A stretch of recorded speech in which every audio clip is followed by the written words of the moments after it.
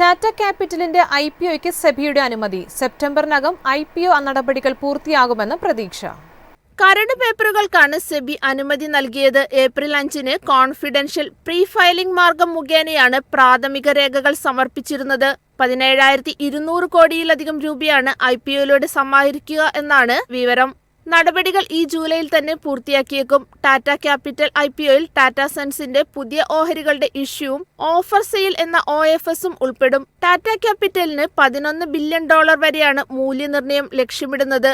അതേസമയം 2 പതിറ്റാണ്ടിനിടയിൽ ടാറ്റ ഗ്രൂപ്പിൽ നിന്ന് IPO വിപണിയിലെത്തുന്ന രണ്ടാമത്തെ കമ്പനിയായിരിക്കും ടാറ്റ ക്യാപിറ്റൽ. രാജ്യത്തെ ഏറ്റവും വലിയ IPO ആയിരിക്കും ഇതെന്നും വിലയിരുത്തലുകളുണ്ട്.